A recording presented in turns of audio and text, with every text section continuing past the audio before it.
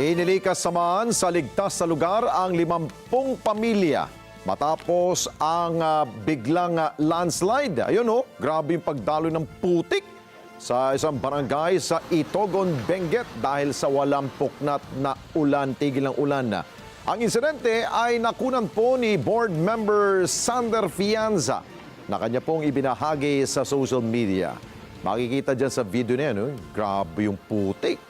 Makapal na putik na may kasamang bato mula sa kabundukan patungo sa kabahayan sa sitio Akupan, Barangay Virac.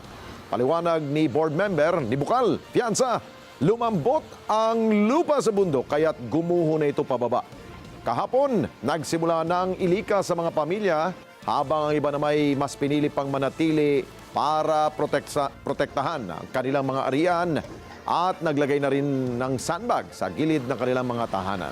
Noong nakalipas sa taon, nakaranas rin po ng mud flow ang naturang lugar. Dahil dito, unti-unting natabunan ng lupa't bato ang ilog na halos umabot na sa tulay. Yun, grabe.